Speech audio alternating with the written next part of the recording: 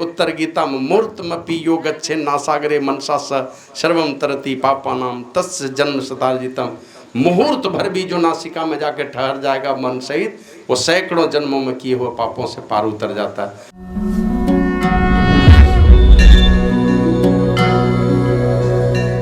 बहुत लोग देखिएगा संत मत में दीक्षा ले लिए, सत्संग ध्यान कुछ किया नहीं, अभी दूसरे मत में जाएगा दीक्षा लेने के लिए और वहां जाके कहेगा हम 30 साल से संत मत में थे, कुछ नहीं मिला इसलिए हम यहाँ पर आए।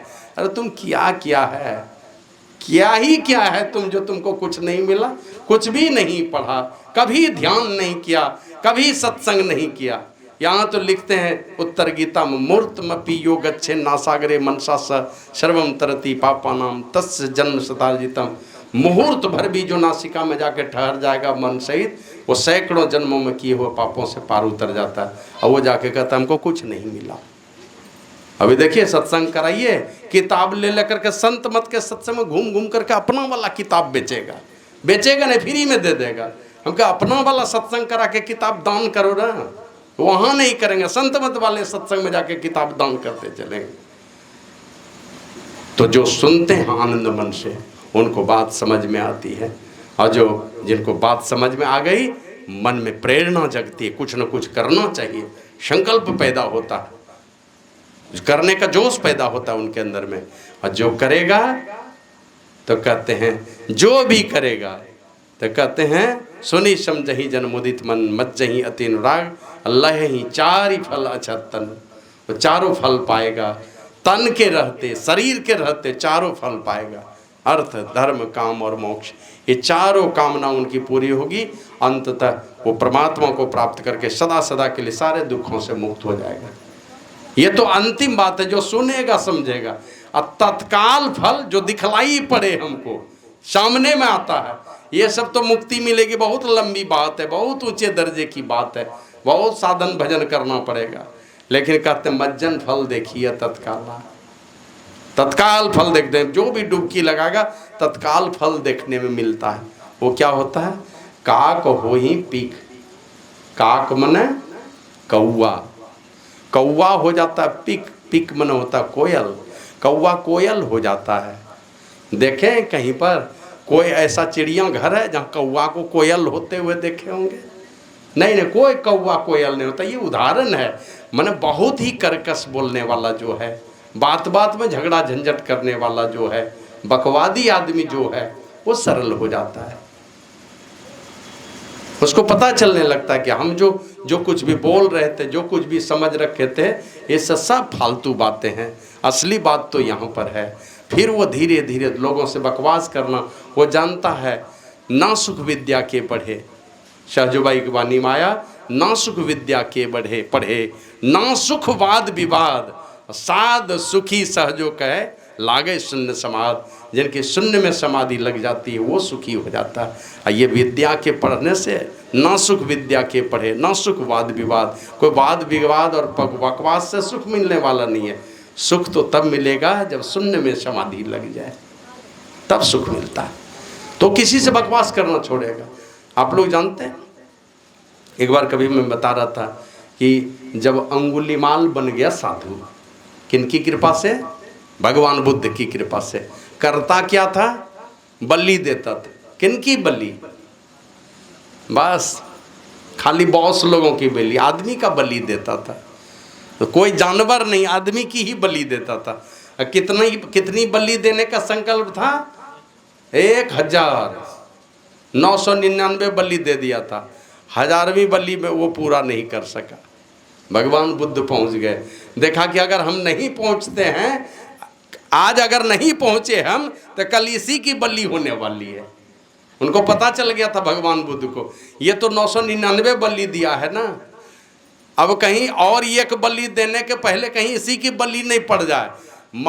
कौशल देश के राजा महाराजा प्रसेनजीत थे, हजारों सेना तैयार कर चुके थे, चारों तरफ से घेर करके उसको पकड़ेंगे, जिस जंगल में है उसको घेर के पकड़ेंगे और उसी की बलि देंगे, माने उसका सफाया कर देंगे। ये भगवान बुद्ध को पता चल गया। तो एक बल्ली छूट गया, वो दे नहीं सका बलि। इस बीच में भगवान बुद्ध पहुँचे। तो अंगुलीमाल तो सोचता था कि बढ़िया मिला हट्टा कट्टा शरीर वाला, आज इसकी बलि दे करके देवी माँ से सिद्धि लेंगे। लेकिन वो उनकी बलि क्या देगा, गया जैसे देखते हैं ना सांप नचाने वाला, आप ही के घर में जाएगा, बीन बजाएगा और आप ही के घर से सांप निकालेगा। और बस जैसे क्या कहते हैं, साधारण कीड़ा मकोड़ा पर पकड़ता है, उस तरह से पकड़ करके सांप को लेके चला जाता है। भगवान बुद्ध भी गए, कहा कि ठहरो ठहरो ठहरो, खूब जोर से डांट लगाया, लेकिन भगवान बुद्ध ठहरे नहीं, तो बढ़ते गए। अरे वो बेचारा अंगुलीमाल पढ़े एक दिन कि वो ये तेज दौड़ते हुए घोड़े के पीठ पर चढ़ जाता था उछल करके, या घोड़े के पीठ पर से नीचे कूद जाता था, इतना तेज दौड़ता था अंगुलीमाल। लेकिन ये क्या कहते हैं, 4 हाथ की दूरी वो पार मैंने पकड़ नहीं पा रहा था भगवान बुद्ध को। चाहता था कि अब पकड़ लेंगे, लेकिन तब तक मैं 4 डेग और आगे चले जाते थे। अब दौड़ते दौड़ते परेशान होके तब गुस्से में क्या करेगा, सीधे कटार फेंका उनके ऊपर, तलवार जैसे फेंका, अब वो हाथ ऊपर गया तो हाथ ऊपर में ही रह गया, नीचे गिरा ही नहीं हाथ। जो सोचा तलवार ऐसे चलाएंगे तो ऊपर में ही हाथ रह गया, तलवार फेंकना चाहा लेकिन हाथ ऊपर में। भगवान बुद्ध के शक्ति के कारण, उनके योग बल के कारण उनका हाथ ऊपर ही रह गया, तलवार ही नहीं गिरा, केवल तलवार फेंका गया आगे, उसका हाथ ऊपर में ही रह गया और सीधे धड़ाम से गिरा, पूरा शरीर पत्थर के समान भगवान बुद्ध के चरण में। जैसे गिरता है तो भगवान बुद्ध सामने में, उनको लगता था कि पकड़ नहीं पाते, ये तो दूर हैं, गिरते हैं तो उन्हीं के चरण में गिर गए। जैसे उनके चरण में गिरे, भगवान बुद्ध उनको उठा करके अपने हृदय से लगाए। अब जैसे हृदय से लगाए तो आप लोग जानते हैं ना कि जैसे कोई आदमी धन बल में बढ़ा है तो किसी गरीब आदमी को धन से मदद करता है कि नहीं करता है, कर देता है धन से मदद। कोई विद्या बल में बढ़ा है तो विद्या बल वाला दूसरे को विद्या से मदद करता है कि नहीं, विद्या दे करके। देखते हैं एक एक ऐसे ऐसे सर हैं, ऑनलाइन पढ़ाते हैं, लाखों लाख बच्चे पढ़ रहे हैं, ऑनलाइन पढ़ रहा है एक आदमी के विद्या से, एक आदमी के विद्या से लाखों का भला हो रहा है। फिर कोई शरीर बल में बढ़ा है तो शरीर बल से मदद करता है। उसी प्रकार किसी की गर्मी दूसरे के शरीर में समाती है कि नहीं। अगर हमारा शरीर गर्म है, किसी का शरीर ठंडा है, एक ऐसे पकड़ करके 2 मिनट रखें, उसके शरीर में गर्मी आ जाती है, तो शरीर की गर्मी दूसरे के शरीर में समाती है। उसी प्रकार कोई ध्यान में बढ़ा हुआ है, कोई चरित्र बल में बढ़ा हुआ है, वो अपने ध्यान और तेज बल से किसी के तेज को बढ़ा दे, इसमें कोई संशय है क्या? संशय नहीं है। जैसे ही भगवान बुद्ध ने उसको अपने हृदय से लगाया और उसको अंधकार ही अंधकार सूझने लगा। बोले भगवान मुझे रास्ता दिखलाइए, कुछ नहीं सूझता है। भगवान बुद्ध ने उनको दीक्षा दिया, भिक्षु का वेश दिया, साधु का वेश दे दिया। अब सोचिए कि एक दिन पहले तक, एक दिन क्या दूसरा कोई साधारण आदमी रहता तो उसी को काटता, भगवान बुद्ध के बदले में कोई रहता तो। लेकिन बस जो शिकारी था वो खुद ही शिकार हो गया, अपने था शिकारी, शिकार खेलने वाला, खुद ही शिकार बन गया वो। अब भगवान बुद्ध के शरण में वो भगवान बुद्ध ने उनको साधु का वेश दिया और ले करके चले आ रहे थे उधर से। महाराजा प्रसन्नजीत पीछे से गए तो पूछते हैं कि कहाँ जा रहे हो राजन। अब भगवान बुद्ध तो जान रहे हैं सब, तो भी पूछते हैं कहाँ जा रहे हो। बोला जा रहा हूँ आज अंगुलीमाल का सफाया करने के लिए, बहुत बलि दिया है। कहा अगर वो साधु बन जाएगा तब क्या करोगे? कहा साधु बन जाएगा तो मैं ही दंडवत हो जाऊंगा उनके चरणों में। अब देखिए 1 घंटा पहले तक वो कसाई था, कसाई आदमी काटने वाला था, उसके प्रति उस राजा की क्या स्थिति थी कि उसका जान मार देंगे, छोड़ेंगे नहीं उसको। लेकिन वही 1 घंटा भी नहीं बीता है, वो कहता अगर साधु बन जाएगा तो हम उनके चरणों में दंडवत हो जाएंगे। माने थोड़ा विचार करना, हम पूर्व दिशा की ओर चले जा रहे हैं, ठीक है, पूर्व दिशा की ओर हमारी यात्रा, हम मुड़ गए तुरंत 1 सेकंड में पश्चिम की ओर मुंह कर लिया। अब हमको पश्चिम की ओर जाना है, तब हमको इस मुंह में देखेगा तो क्या कहेगा, ये पूर्व दिशा की ओर जा रहा है। नहीं नहीं, जा रहे थे पहले, अब 1 सेकंड पहले जा रहे थे पूर्व दिशा की ओर, अब तो दिशा हमारी उलट गई है। माने साधु बनने का संकल्प, खराब चीज छोड़ करके बढ़िया चीज जैसे संकल्प में ले लिया, अब खराब की गिनती छूट गई। बस बदलने में क्या, दिशा बदल लीजिए, केवल उसी दिन से गिनती बदल जाएगी आपकी। खराब दिशा में जा रहे थे तो जब जा रहे थे तब जा रहे थे, अब नहीं जाना है। बस उलट दिए भगवान बुद्ध ने, और जैसे महाराजा प्रसेनजीत आए, सामने का ये देखो यही है अंगुलीमाल, एकदम काला कलूटा और क्या कहते हैं काशाय वेश में, साधु के वेश में। सामने जैसे देखा साधु बना हुआ है तो वो महाराजा प्रसेनजीत उसी के चरण में दंडवत हो गए, प्रणाम किया उनको।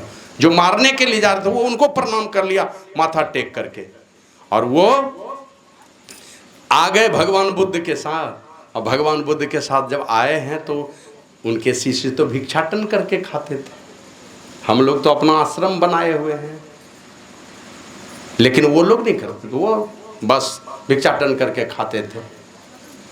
भिक्षाटन करने जाते थे लोग, उनको पत्थर मारते थे। कोई पहचान लेता था ना यही आदमी है वो, अभी साधु बना हुआ है, पहले यही आदमी गड़बड़ था, तो लोग पत्थर चलाते थे। तो और भिक्षु लोग पूछते थे भाई ये बताओ ये पत्थर क्यों मारते हैं? तो अंगुलीमाल कहता था ये मूर्ख हैं, मूर्ख इसीलिए पत्थर मारते हैं। तो साथी लोग पूछते थे ये मूर्ख हैं? बोले हमसे कम मूर्ख हैं, मैं तो इतना बड़ा मूर्ख था कि दूसरे का गर्दन काटता था, ये तो खाली पत्थर ही चलाता, हम तो गर्दन काट देते थे किसी का, हम इतने बड़े मूर्ख थे। अब देखिए वही आदमी है, पहले क्या था, किसी से भी झगड़ा करने वाला, किसी का भी मर्डर करने वाला था, किसी को भी पकड़ करके बलि चढ़ा देता था। और वही आदमी अब क्या करता है, अपने ही पत्थर खा रहा है।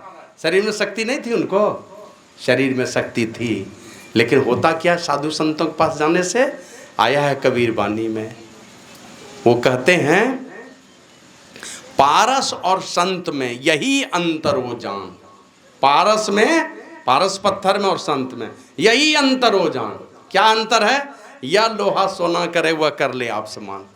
पारस पत्थर लोहे को सोना बना देता है, और संत पुरुष क्या करते हैं, वह कर ले आप समान, अपने जैसा बना लेता है। संत पुरुष क्या करेंगे, अपने जैसा बना लेंगे। पारस पत्थर क्या करेगा, वो लोहे को सोना बना देगा। और लोहे की तलवार है, उसको पारस पत्थर से स्पर्श कर दीजिए तो क्या होगा, वो लोहे की तलवार सोने की हो जाएगी। उसका रूप बदलेगा क्या, देखने में तो तलवार जैसी ही आएगी नजर में, लोहे की तलवार या सोने की तलवार, और रूप रंग आकार तो एक ही है, गुण में अंतर हो जाता है। लोहे की तलवार से किसी को काट सकते हैं, सोने की तलवार से किसी को काट नहीं सकते हैं। वो काटने वाला जो दुर्गुण है उसका मिट जाता है, वो खत्म हो जाता है। तो उसी प्रकार जैसे ही अंगुलीमाल भगवान बुद्ध की शरण में गए, और वो मारने काटने वाली जो प्रवृत्ति थी वो बदल गई। माने कर्कश स्वभाव था उसका, जहाँ भी जाता था किसी से भी झगड़ा करो, कुछ भी करो, किसी को भी काट दो, मार दो, यही उसके जीवन का उद्देश्य बन गया था। लेकिन साधु संतों की संगति में आए तो क्या हुआ, बस एक ही बात कहते ना भगवान बुद्ध, ठहर जा। भगवान बुद्ध को कहता ठहर जा, ठहर जा, ठहर जा। ये अंगुलीमाल ने कहा था। तो भगवान बुद्ध कहते हैं अरे मैं तो कब का ठहरा हुआ हूँ। जहाँ मनुष्य को ठहरना चाहिए, जिस जगह पर रुकना चाहिए, वो उस जगह पर तो मैं पहले से ही ठहरा हुआ हूँ, वही तो मेरा काम है। मैं रुका हुआ हूँ उसी जगह पर जो काम मनुष्य को करना चाहिए। तुम अपना काम बदलते रहते हो, इधर से उधर करते रहो, तुम कब ठहरोगे? ये दंगा फिसाद जो मचाते हो कब रुकोगे? तो एक बात ने उनके जीने की दिशा ही बदल दी, और वह कौवा जैसा स्वभाव वाला, कर्कश स्वभाव वाला, वो क्या हो गया, कोयल जैसी वाणी बोलने वाला हो गया। माना दुनिया में कबीर कहते हैं, कबीर खड़ा बाजार में सबकी मांगे खैर, ना काहू से दोस्ती ना काहू से बैर, किसी से दोस्ती नहीं, किसी से दुश्मनी नहीं, सारी दुनिया अपने है ना। अयम निजः परोवेति गणना लघु चेत साम उदार चरितानाम तो वसुधैव कुटुंबकम। सारी वसुधा, सारा संसार, सारी दुनिया ही कुटुंब है मेरा। तो ये संतों के समाज में जाकर के जब उनकी बातों को सुनेंगे तो धीरे धीरे उनके अंदर में ये रंग चढ़ने लगता है। या दो चार लोगों का परिवार था, धीरे धीरे देखिएगा पूरा गांव अपने परिवार जैसा लगने लगेगा। और धीरे धीरे सत्संग में जाएंगे तो चले जाइए देश के किसी कोने में जहाँ सत्संग होता है, जैसे जाइएगा तो पता ही नहीं चलेगा कि ये मेरा अपना भाई है कि कोई पराया भाई है, लगेगा सब अपना ही भाई है। बहनें मिलेंगे लगेगा अपनी बहन है ये, इतना दुलार प्यार मिलता है उनका। अनेकों माताएं मिलेंगी जो आपको अपने पुत्र जैसा सम्मान देगी। तो कौवा कोयल हो जाता है, और बगुला क्या होता है, वह हंस हो जाता है। बगुला क्या करता है जानते हैं, क्या खाता है बगुला? हम लोग बचपन में पढ़ते थे, बगुला भगत कहता है ना, बगुला भगत कहता है, लेकिन मछली पकड़ चबाता है तो बड़ा भगत। देखिएगा एकदम पानी में आंख मूंद के एकदम लगेगा एकदम ध्यान करने के लिए बैठा हुआ है। बिल्ली को देखते हैं ना, एकदम द्वार पर, एकदम मूसा के बिल के पास या द्वार पर देखिए एकदम बैठा हुआ। एक बार एक चूहा जो है ना, बिल से मिट्टी नीचे में खोदता था, अब मिट्टी लेके बाहर में आके ढेर करता था। भीतर से निकले लाके मिट्टी मुंह अपने क्या कहते हैं चूहे का जो बिल होता वहीं लाके छोड़ता था। अब ऊपर में एक बाज उड़ रहा था, अब कितना बढ़िया एम था उसका। चूहा गया भीतर लाया मिट्टी, फिर गया भीतर फिर लाया मिट्टी, 2-4 बार किया होगा। अब वहां से बाज चला और वो गया चूहा भीतर, और उधर से जैसे निकला ना, ऊपर मिट्टी रखता, बाज उसको पकड़ लिया, ऊपर से आके सीधे झपट्टा मारा, चूहा को पकड़ लिया। ये कैसा क्या कहते हैं, कैसा ध्यान है उसका कि वो अंदर गया और मिट्टी लेके अब ठीक आ जाएगा, वो यहाँ आकर के हाजिर है। तो उसी प्रकार बगुला क्या करता है, बैठ करके एकदम ध्यान करता रहता है। बिल्ली को देखा होगा एकदम चूहे के बिल के पास एकदम ध्यान में बैठी हुए, जैसे निकला चूहा टप से पकड़ लेगा। तो बगुला भगत कहता है, लेकिन मछली पकड़ चबाता है। तन का उजला मन का काला, अब पड़े न ऐसे जन से पाला। यही है बगुला, आंख बंद करके बैठा है लेकिन खाता है मीन मांस खाता है, घोंगा खाएगा, मछली खाएगा, पानी में टप से निगल जाएगा। वो बगुला क्या हो जाता है, हंस हो जाता है। हंस किसे कहते हैं, हंस नीर और क्षीर का विवेकी होता है ना। पानी और दूध अगर मिला हो, हंस के चोंच में ऐसी सामर्थ्य होती है, जैसे दूध में चोंच भिड़ाएगा ना, दूध फट फट करके सब छेना उसके पेट में चला जाएगा, पानी छोड़ देगा। हंस में ये गुण है, और वो अब इस धरती पर नहीं है, वो है मानसरोवर में, कहते स्वर्ग में है, वो यहाँ नहीं है।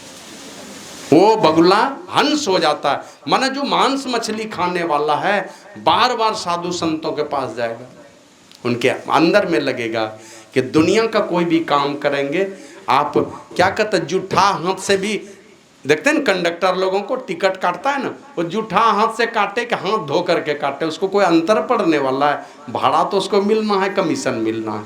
लेकिन माने संसार का कोई काम करेंगे जैसे तैसे भी रह के कर सकते हैं, लेकिन भक्ति का काम करेंगे तब तो आपको पवित्र होकर के चलना पड़ेगा। बिना पवित्र होकर के चले भक्ति के रास्ते में एक डेग भी आप ऊपर नहीं चढ़ सकेंगे। बार बार गलती लगेगा कि हम एकदम बैठ करके ध्यान कर रहे हैं, लेकिन देखिएगा आज देखिएगा जिस जगह पर हैं 10 साल के बाद भी उसी जगह पर दिखलाई पड़ेगा, कोई परिवर्तन नहीं होगा। तो वो खान पान को सुधार लेता है, जानता है खान पान का प्रभाव है, बहुत दिनों तक खान पान का प्रभाव रहता है।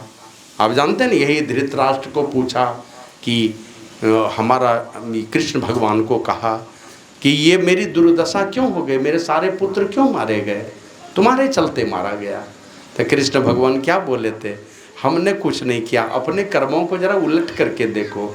तो उलट करके देखता है धृतराष्ट्र, 1 जन्म 2 जन्म 3 जन्म उलट करके 100 जन्म तक देखा। 100 जन्म तक का, प्रत्येक जन्म में मैं राजा था, अब प्रत्येक जन्म में मैं धर्मात्मा था, कभी कोई पाप नहीं किया हमने। तो कृष्ण भगवान कहता थोड़ा और आगे बढ़ के देखो। बोला अब तो देख ही नहीं सकता हूँ। तो कृष्ण भगवान उनको दृष्टि दिए, माथे पर हाथ दिए और उनको दिव्य दृष्टि दे दिया, अब देखो। तो 101वें जन्म देखता है,